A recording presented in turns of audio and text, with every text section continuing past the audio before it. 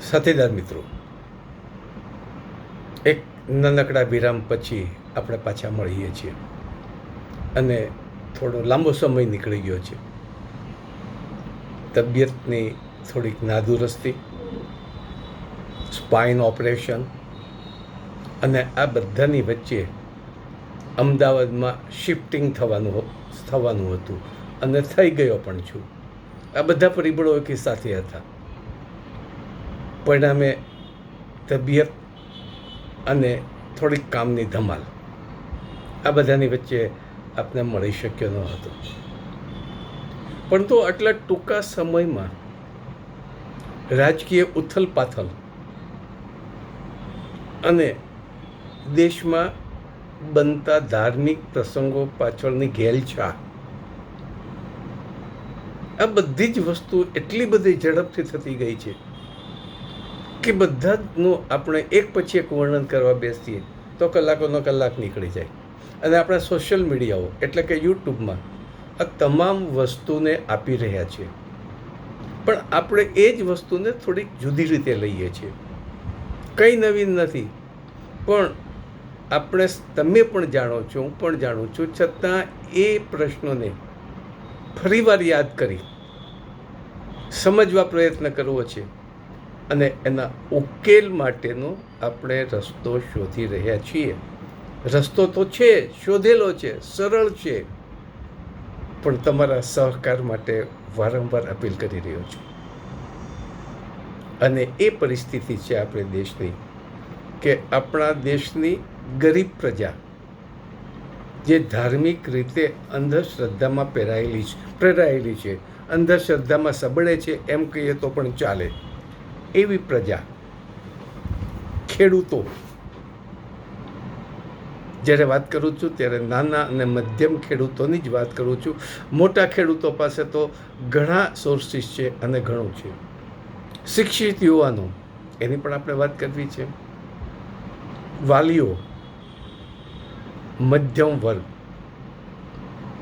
અને નાના ધંધાવાળા એકમો, અને સાથે સાથે કહીએ કે ફૂટપાથ ઉપર ઊભા રહીને રોજીરોટી કમાતા, આખો દિવસ તાપ તડકામાં સહન કરતા ફેરિયાઓ અને રિક્ષાવાળાઓ, આ બધા જ લોકોને આ ચાર તત્વો આપણે લૂંટી રહ્યા છે, પરેશાન કરી રહ્યા છે. અને એ ચાર તત્વો તમે બધા જાણો છો. એ ચારે ચારની સાંઠગાંઠ આપણે બધા જાણીએ છીએ. છતાં એ સાંઠગાંઠની થોડી ચર્ચા કર્યા પછીથી એને તોડવા માટે આપણે પ્રયત્ન કરવા પડશે. જો આપણે પ્રયત્ન નહીં કરીએ તો આપણે, એટલે કે વધુ પડતા તમે એટલા માટે કહું છું કે અમે એવા આરે ઊભા છીએ કે આર્થિક રીતે થોડા ઘણા અંશે, પેન્શનના અંશે સુખી પણ છીએ અને બહુ ઓછો સમય જીવવાનો છે, એટલે એમાં કોઈ તકલીફ છે નહીં. એટલા માટે હું મારો સમાવેશ કરતો નથી. પરંતુ તમારી સાથે, તમારા પૈકીનો એક છું, માટે તમારી સાથે મારો સમાવેશ કરું છું. જે રીતે આપણે લૂંટાઈએ છીએ,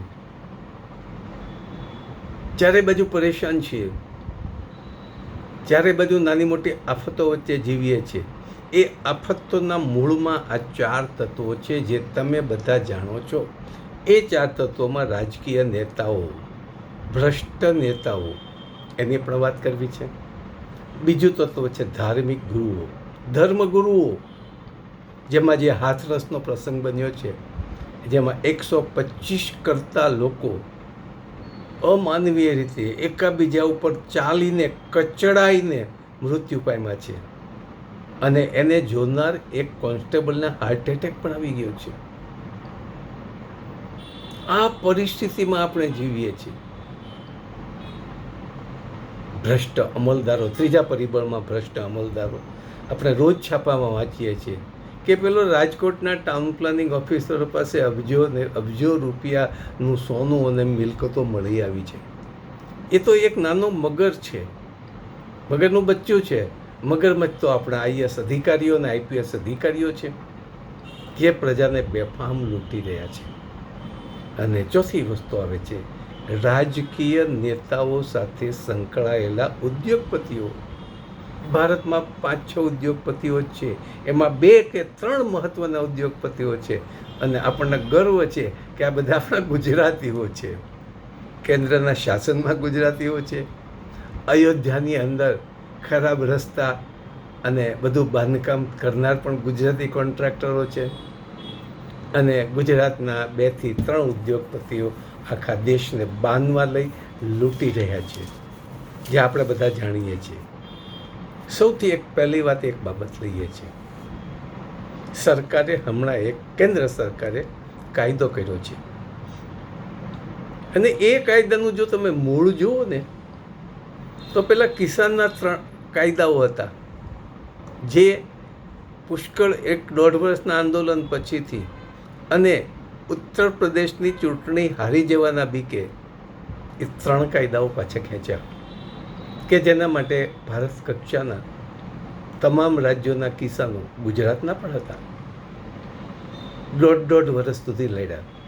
છતાં દિલ્હીથી 8 કે 10 કિલોમીટરના અંતે ગુજરાતની કેબિનેટનો કોઈ પણ નેતા મળવા ગયો નહીં.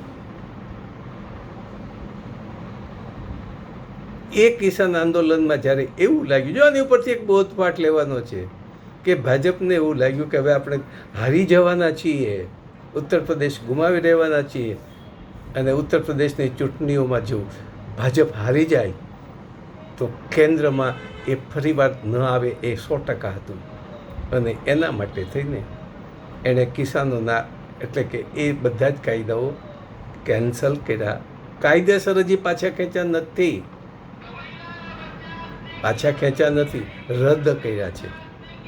અને તરત જ એનો એક પ્રધાન બોલી ગયા કે આ કાયદાઓ કોઈ ને કોઈ સ્વરૂપે પાછા આવશે. શરૂઆત પણ થઈ ગઈ છે. મોદી સરકારે એક જ નાનકડો લીટીનો શબ્દ, એક લીટી પસાર કરી કાયદાના ભાગને ખલાસ કરી નાખ્યો. અને એ છે કે ભારતનો કોઈ પણ વ્યક્તિ જમીન ખરીદી શકે છે. અત્યાર સુધી એવું હતું કે માત્ર ખેડૂતો જ જમીન ખરીદી શકતા. હવે કોઈ પણ વ્યક્તિ જમીન ખરીદી શકશે. કોઈ પણ વ્યક્તિ, હું ને સામાન્ય કક્ષાના માણસો ખરીદી શકશે. વીઘે 5,000, 5 લાખ, 10 લાખ, 20 લાખ એવા 1 વીઘાની કિંમતવાળી જમીન આપણે કોઈથી ખરીદી શકવાના નથી. પણ એ ખરીદવા માટે શક્તિમાન મોટા ઉદ્યોગપતિઓ જ છે. અને આપણે હમણાં અહીંયા 2 દિવસથી વિડીયો જોઉં છું, જે કોઈ સારો મીડિયાનો માણસ એક જહેમત ઉઠાવી છે, પરિમલ નથવાણી ખેડૂતોની જમીન પચાવી પાડે છે. કેવી રીતે?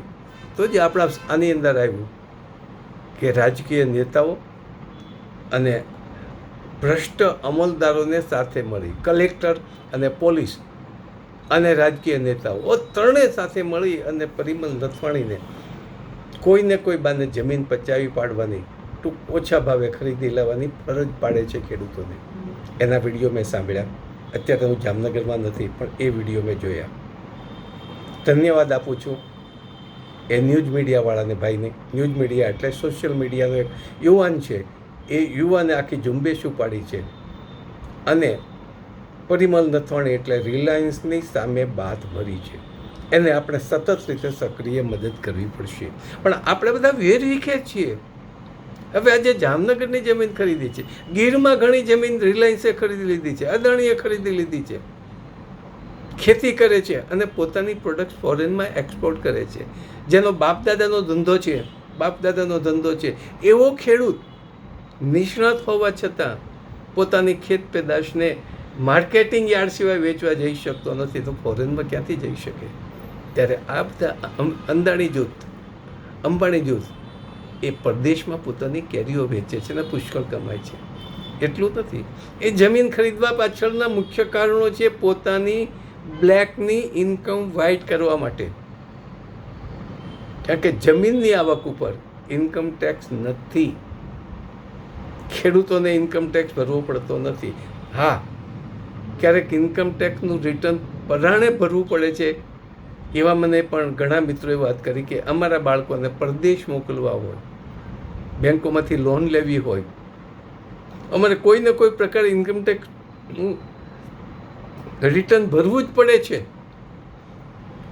અને રિટર્ન ભરવા ઉપરાંત તમારે થોડીક આવક બતાવીને ટેક્સ પણ ભરવો પડે છે. નહીંતર અમારા બાળકોને બેંકો લોન પણ નથી આપતી. આ મજબૂરી છે. ઘણીવાર કોઈ એવી સારી લોન લેવા માટે થઈને ઇન્કમ ટેક્સ રિટર્ન ફરજિયાત હોવું જોઈએ, પાન કાર્ડ ફરજિયાત હોવું જોઈએ. એવા સમયમાં ખેડૂતોએ ઇન્કમ ટેક્સ રિટર્ન ભરીને નાનકડો ટેક્સ ભરવો પડે છે. પરિણામે ખેડૂતને મળતી 6,000ની સબસિડી જતી કરવી પડે છે. એટલે આ ઉદ્યોગપતિઓ પોતાની બ્લેકની ઇન્કમ, અનએકાઉન્ટેડ આવકો છે, કાળા નાણાં છે, એને વ્હાઇટમાં કરવા માટે આ જમીનો ખરીદશે. એક વસ્તુ. બીજી વસ્તુ કે જમીનની આવકમાંથી, કારણ કે ઘણી પરદેશની ઘણી જમીનમાં કરતાં આપણા ભારતની જમીનમાં મીઠાશ છે. આજે મને ખ્યાલ છે કે અમેરિકામાં મેં ઘણી કેરીઓ ખાધી હતી, પણ ભારતની કેસર કેરી કે આપણે મહુવાની કેરી ખાઈએ એવી મીઠાશ હોતી નથી. એક કુદરતી ગુણ છે. તો આવી કેરીઓના મોંમાં ગયા પૈસાથી અંબાણી જૂથ પરદેશમાં વેચે છે, ત્યારે ભારતનો કિસાન વેચી શકતો નથી.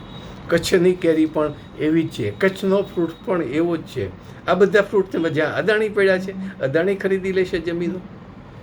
એટલે કે ખેડૂતની જે જમીન છે, જે જામનગરમાં પચાવી પડી છે, ગામના ગામ, આ છેલ્લો વિડીયો જોયો કે ગામનું સ્મશાન પણ પરિમલ નથવાણીએ પચાવી પાડ્યું છે. હવે લોકોને ડેડ બોડીના અગ્નિ સંસ્કાર કરવા માટે ક્યાં જવું એ મોટો પ્રશ્ન થયો છે.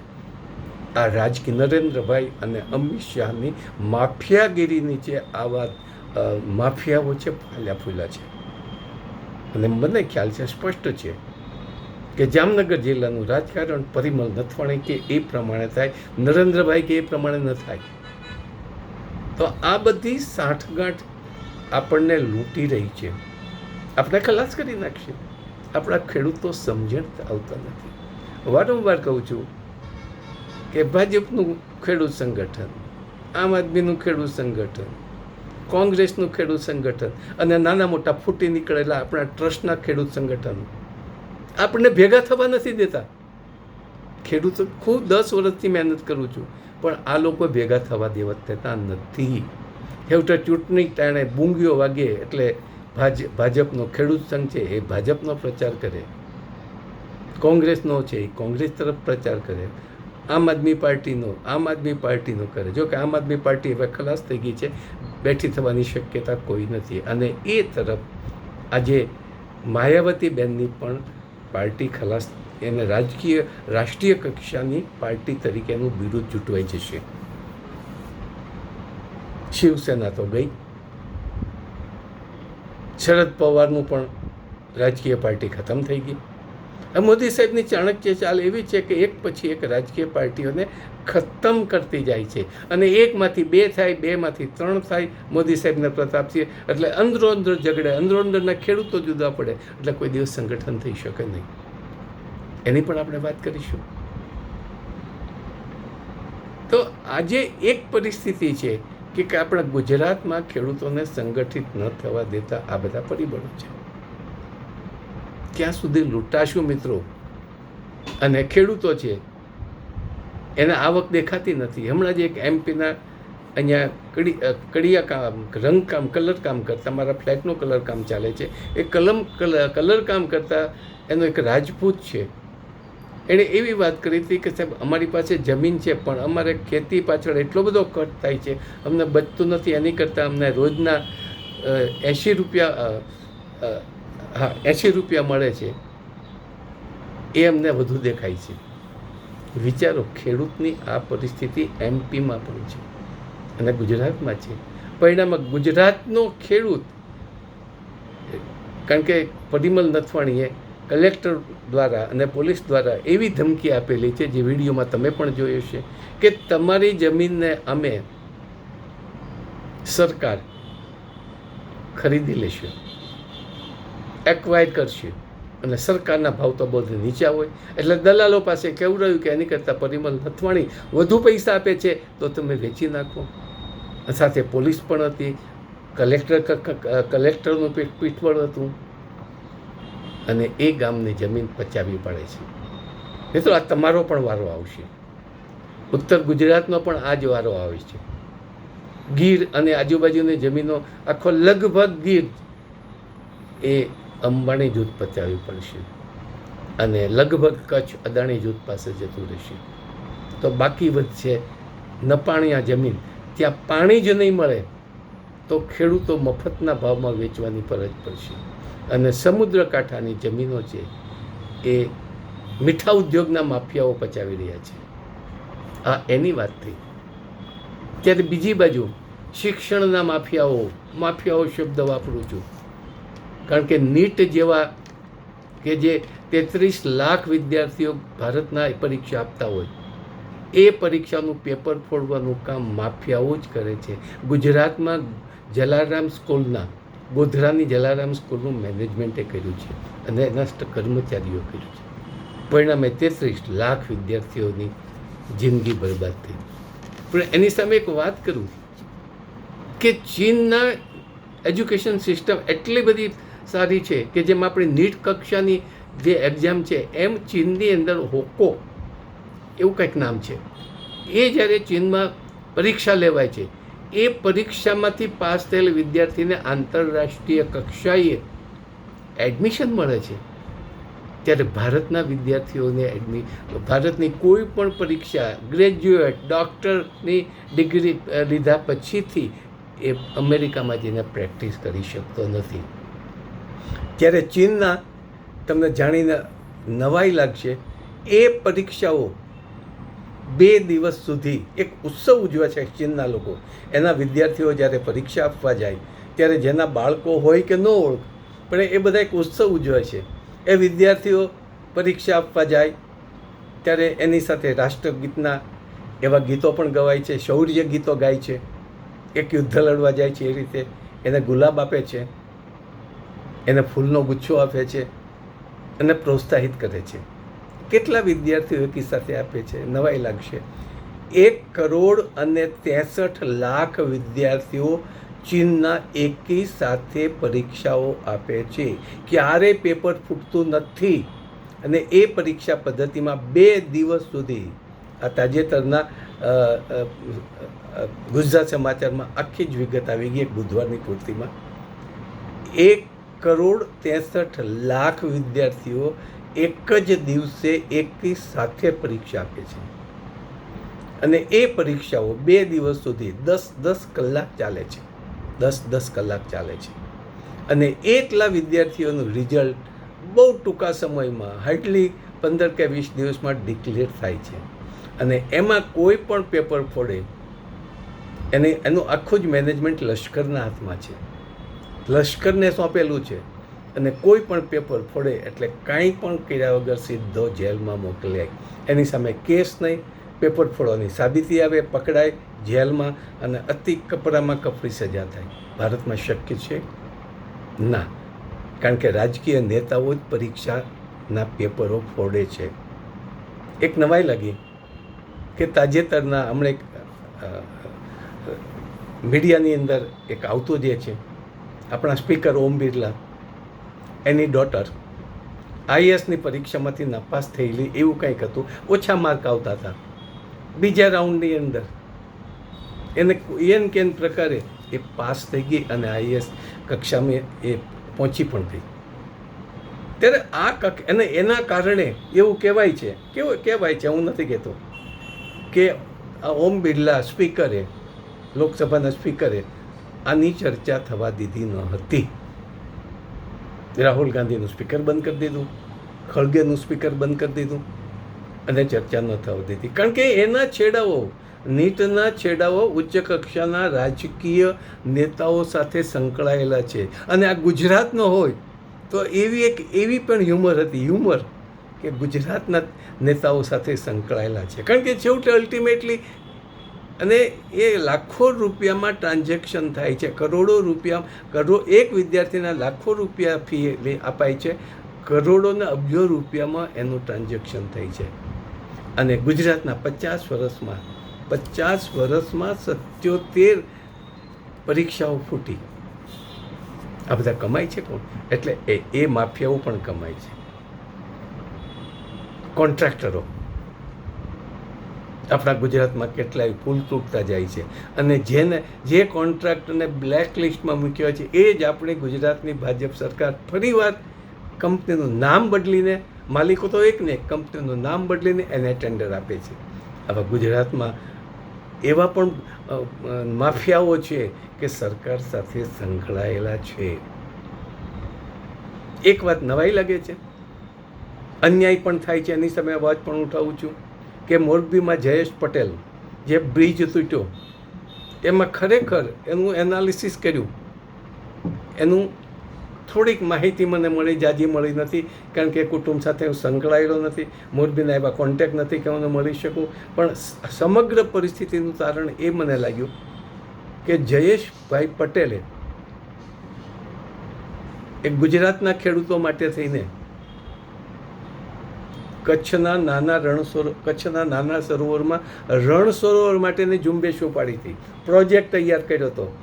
અને એ પ્રોજેક્ટ આપણા માનનીય નરેન્દ્રભાઈ મોદીને ગમ્યો નહોતો.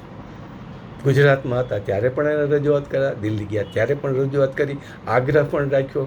એટલે કોઈને કોઈ રીતે એને આ કોન્ટ્રાક્ટ આપીને, ખરેખર આ કોન્ટ્રાક્ટની આવક તો જયેશભાઈ પટેલ માટે ચા પાણીના આવક જેટલી જ ગણાય, પણ એને ફસાવવા માટે થઈને આ એક પ્રયત્ન ભાજપની નેતાગીરીએ કર્યો હોય એવું જણાય છે, લાગે છે. અને એ ફસાઈ ગયા, આજે જેલમાં છે. ત્યારે હાથરસમાં 100 થી 25 માણસો જે આજે ખરાબ રીતે મૃત્યુ પામ્યા છે, કમકમાટી ઉઠે એવી રીતે મૃત્યુ પામ્યા છે, એના પહેલાં બાબા પાસે એટલો બધી વિશાળ ધાર્મિક સત્તા છે, ધર્મગુરુ પાસે, કે જેની પાસે 4 થી 5 જિલ્લામાં વોટ બેંક છે. વોટ બેંક એ જયેશભાઈ પાસે વોટ બેંક હોત તેને કાંઈ ન થયું હોત, પરંતુ ઉદ્યોગપતિ છે, એની પાસે વોટ બેંક છે. એ ફરાર થઈ ગયા, એને કાંઈ નહીં થાય, એની ધરપકડ પણ નહીં થાય, કેસ પણ નહીં થાય, અને બીજાને ઊભો કરીને એની માથે દોષનો ટોપલો ઢોળી દેશે.